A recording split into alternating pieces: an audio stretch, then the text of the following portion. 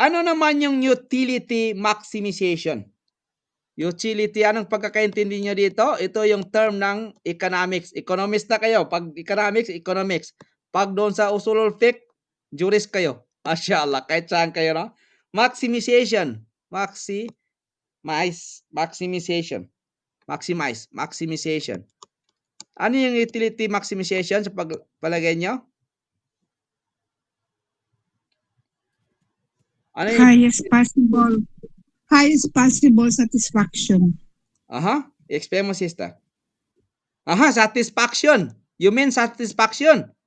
Hasanan, Mumtaz. Satisfaction. Okay, explain mo in short.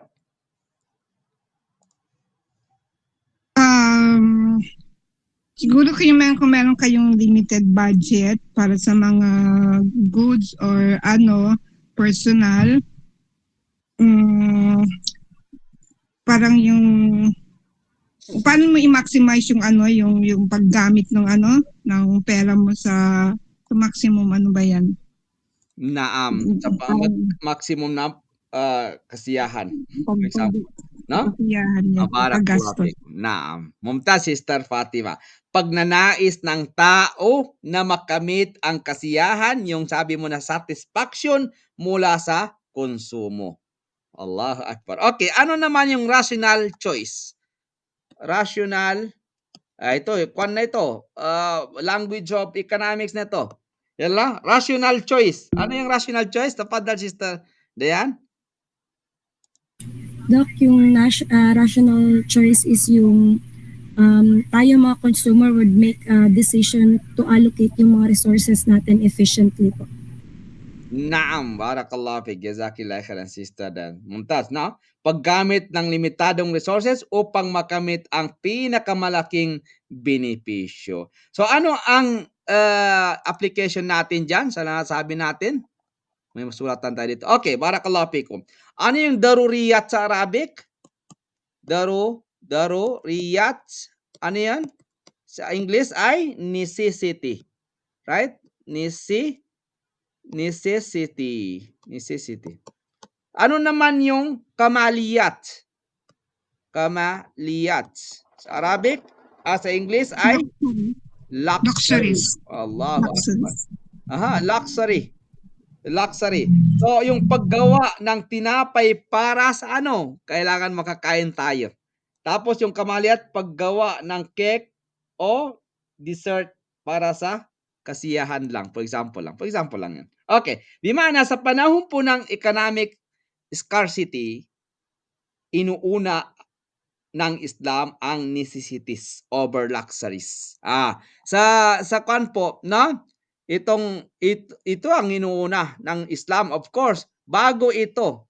So, yan po yung sa Maqasidu Sharia, merong tatlo. Yan ang tatlo na yan.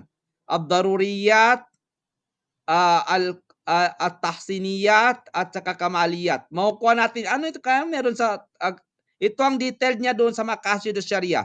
Doon sa objectives of Islamic Sharia, lahat ninyo ay makukuha ang subject na ito, lahat ng College of Sharia and Law.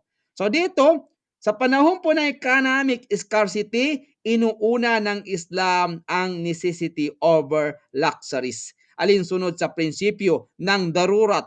Ad-darurat tuqaddamu alal kamaliyat. Yan po yung prinsipyo, no? Kaida, rule, no? Ad-darurat tuqaddamu alal kamaliyat. Bima'ana, no? Necessities take precedence over luxuries. Ano yung role? Ang kanon, ang batas, hindi kanon, hindi batas yun. Kung ano yun? Role yan. Role. Ano yung role? Ang kaida, darurat, tuqaddamu, naam, alal kamaliyat. Darurat tuqaddamu ala al-kamaliyat. Necessities, in English, necessities over luxury. Opo, necessities take precedence over luxuries. Necessities take precedence over luxuries. Allahu Akbar. So yan po ang kagandahan ng Islamic economics. Barakallahu fikum. Kunin natin ano naman ang detalyadong analysis natin dito. Analytical discussion. Ready na kayo? Ano ang analytical discussion natin dito? Analytical discussion ang pagkakaroon ng limitadong resources at walang katapusang pangangailangan ay nagbubunga ng mga pangunahing katanungan sa ekonomiya. Ano ang dapat nating itanong? Yalla. Tafaddalo, ayyuhal economist. Ayan, bakit may Arabic sa English? Okay. Una na katanungan natin ano? What to produce? what to produce. Pangalawa? How to produce. Pangatlo? For whom? For home. Pangatlo? Whom to produce? For whom to produce. Ano sa palagay nyo? What to produce? How to produce? For whom to produce. Yan. Tafaddalo. Ganyan, economist na kayo. Barakallahu fikum. So extension tayo ng 10 minutes. Okay. Ano ang dapat i-produce? Paano ito i-produce? Para kanino ito i-produce? Ngayon ba yan? Tama po ba? Sa Islamic economic thought, ang mga tanong na ito ay sinasagot sa ilalim ng gabay ng ano? Yalla, tafaddalo. Kung ikayo ay Islamic economist, ano ang sagot ninyo dito? Una? Okay, number 1. Saan tayo magsulat? Saan ba? Paano ba magsulat? Okay, una, ang tawag dito al-adal. Ano yung al-adal? May justice. Ano pa pangalawa? Al-ihsan.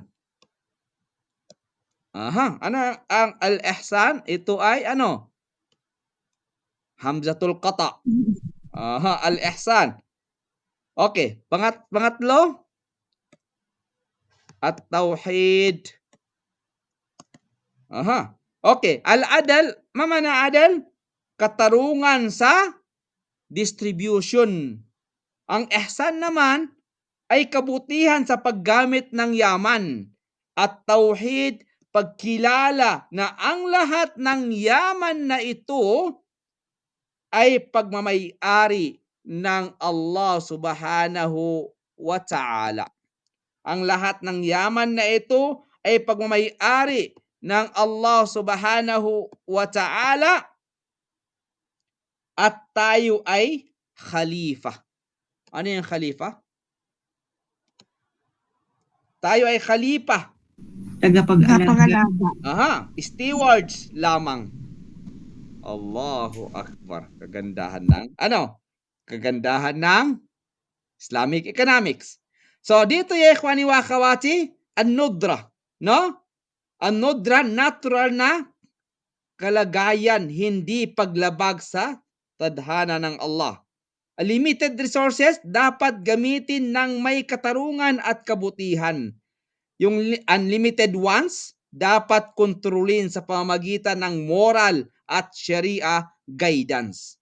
No? Ang economic choice, pagpili batay sa pangangailangan, hindi sa luho. So, ano naman yung the last one, but not the least, utility and moderation. Islam emphasizes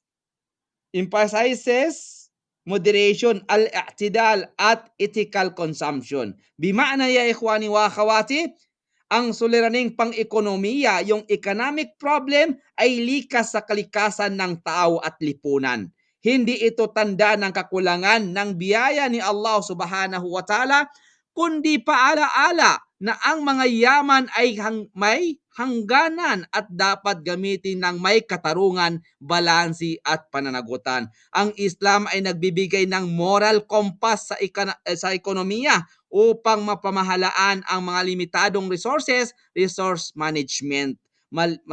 Maibsan ang kasakiman, yung curve grid at mapanatili ang hustisya sa distribution ng kayamanan, fair distribution of wealth, no? Ang tunay na solusyon sa economic scarcity ay hindi lamang pagdami ng yaman, kundi tamang paggamit nito ayon sa batas ni Allah Subhanahu wa Ta'ala at sa pangangailangan ng sangkatauhan. Tafaddalu.